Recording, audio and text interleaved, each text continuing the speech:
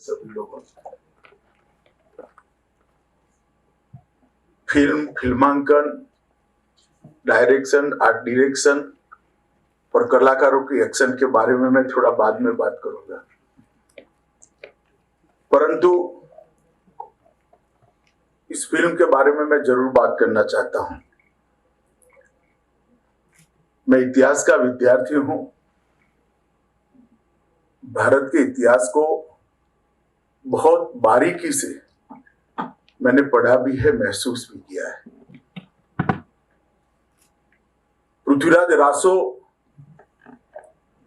एक ऐसी लंबी लड़ाई का एक पड़ाव था जो लगभग 25 सितंबर 1025 से लेकर 15 अगस्त 1947 तक चली। अनेक विध आक्रांताओं ने हमारे मान बिंदुओं की, हमारी सीमाओं की, हमारी संस्कृति पर आक्रमण भी किया, कई बार परास्त भी हुए, परंतु इसके सामने की लड़ाई हिंदुस्तान की धरती ने कभी खत्म नहीं की। कभी कोई पृथ्वीराज बनकर लड़ा, कहीं कोई भीमदेव बनकर लड़ा, कोई सिंध के राजा दाहिर बनकर लड़ा, कोई कश्मीर के अनंतपाल लड़कर पड़ा। ये सब ने लड़ते लड़ते सालों के सांस्कृतिक प्रवाह को, जो हमने बनाकर विश्व की श्रेष्ठ संस्कृति यहां पर हमने बनाई थी, उसका संरक्षण भी किया, संवर्धन भी किया। और जो आक्रांता विश्व भर में कभी पराजित नहीं हुए थे, उन्होंने स्वयं स्वीकार किया कि हम गंगा जमुना के मुहाने पे आकर डूब गए, वो हमें परास्त नहीं कर पाए। कई बार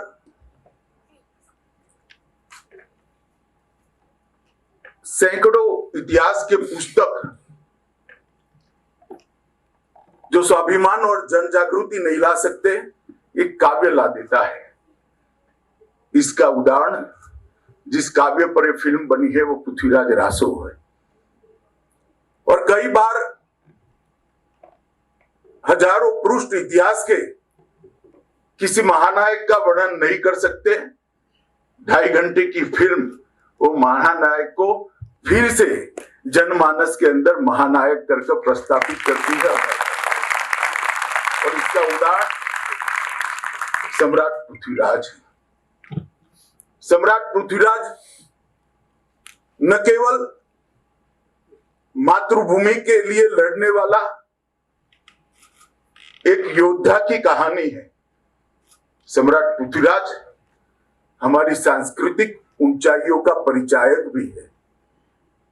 आज जब बात करते हैं स्त्री के स्वातंत्र की, स्त्री के एम्पावरमेंट की, विमेन एम्पावरमेंट की बात करने वालों ने पृथ्वीराज जरूर देखना चाहिए। मर्यादा के चौखट के अंदर महिला की स्वतंत्रता क्या हो सकती है, सम्मान क्या हो सकता है, समान अधिकार क्या हो सकता है, ये हमारी सांस्कृतिक ऊंचाइयों का बहुत सुंदर तरीके से चित्रण भाई चंद्र प्रकाश जी ने किया है। मैं उनको बहुत बहुत साधुवाद देना चाहता हूं। पृथ्वीराज कहानी एक ऐसे योद्धा की है जो अफगानिस्तान से लेकर दिल्ली तक एक एक इंच जमीन पर हुए, एक एक इंच जमीन पर लड़े। 900 साल 1000 साल की लड़ाई व्यर्थ नहीं गई है।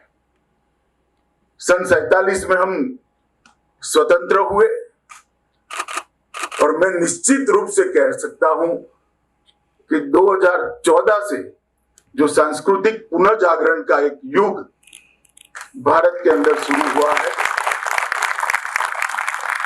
वो फिर से एक बार भारत को उस ऊंचाइयों तक ले जाएगा जहां पर हम कभी थे।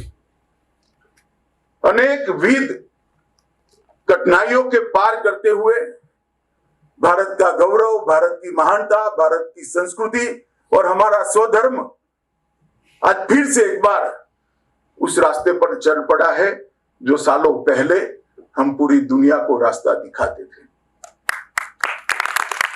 फिल्म की कथा कितनी भी ताकतवर क्यों न हो, अगर उसका दिग्दर्शक इसके अंदर प्राण नहीं पुरता है तो फिल्म कभी भी कथानायक के साथ न्याय नहीं करती है। और अगर इसके अभिनेता अभिनेत्री वो पात्र को अपने अंदर जीवित नहीं करते हैं तो वो कथानायक के साथ अन्याय करते हैं, कथानायक को जीवित नहीं करते हैं, कथानायक को अमर नहीं बना सकते। मैं बिल्कुल मन से किसी भी दबाव के बगैर कह रहा हूं, भाई चंद्र प्रकाश जी ने इस फिल्म को, पृथ्वीराज को हूबहू फिर से पुनर्जीवित करने का काम किया है और पूरे भारत के अंदर इससे चेतना की जागृति होगी, हमारी सांस्कृतिक ऊंचाइयों की स्मृति फिर से हम एक बार देख पाएंगे। अक्षय कुमार और मानुषी ने भी दो महान पात्र जिन्होंने भारत के गौरव के लिए, भारत की आत्म सम्मान के लिए, स्वधर्म के रक्षण के लिए अपने प्राण का बलिदान दिया था, उनको आत्मसात कर बहुत अच्छे तरीके से उनको पुनर्जीवित कर दिया। सिर्फ एक्टिंग करने से कोई पात्र और ऐसे महानायक का, ऐसी महानायिका का पात्र पुनर्जीवित नहीं होता है। एक्टिंग शब्द बहुत छोटा पड़ जाता है।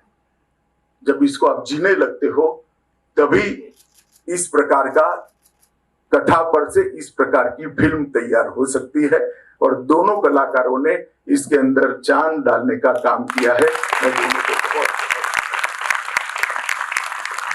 मैं विशेष बधाई देना चाहूंगा। पहले नाम नहीं देख पाया, थोड़ी हड़बड़ी थी और फास्ट भी चल रहे थे नाम, मगर जिन्होंने भी इस फिल्म का आर्ट डायरेक्शन किया है उनको भी मैं साधुवाद देना चाहता हूं, क्योंकि राजस्थान के और दिल्ली के राजाओं की सादगी को जो इतिहास में वर्णित है उसको बहुत अच्छे तरीके से पुनर्जीवित किया है। उस समय के, उस कालखंड के शस्त्र, परिवेश, सेनाओं के कुटीर से लेकर सेनाओं के रखरखाव की स्थिति, सभी उस समय का फिर से पुनर्जीवित हुआ है। आर्ट डायरेक्टर को मेरी ओर से बहुत बहुत बधाई। एक ऐसा क्षेत्र है जिस पर किसी का ध्यान नहीं जाता है, मगर मैं फिल्म सिर्फ देखने वाला व्यक्ति नहीं हूं। हमारे गुजरात में एक शब्द है माणू। माणू मतलब इसको अपने दिल की गहराइयों से अनुभूति करना, इसको माणू कहते हैं। मैं फिल्म को सिर्फ देखने वाला व्यक्ति नहीं हूं, इसकी अनुभूति करने वाला व्यक्ति हूं।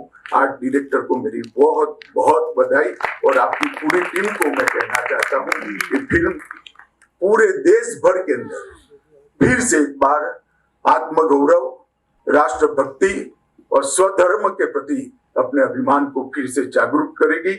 इसमें मेरे मन में कोई संशय नहीं है। मैं अक्षय भाई को भी बहुत बहुत धन्यवाद कहना चाहता हूँ। 13 साल के बाद मैं मेरे परिवार के साथ फिल्म देख रहा हूँ, तो उन्होंने मुझे मौका दिया 13 साल के बाद और गुजरात देखने का मौका दिया। इसके लिए अक्षय भाई का भी बहुत बहुत धन्यवाद। आप लोगों को भी बहुत बधाई। पहला शो आप लोग देख रहे हैं, बहुत बहुत शुभकामनाएं।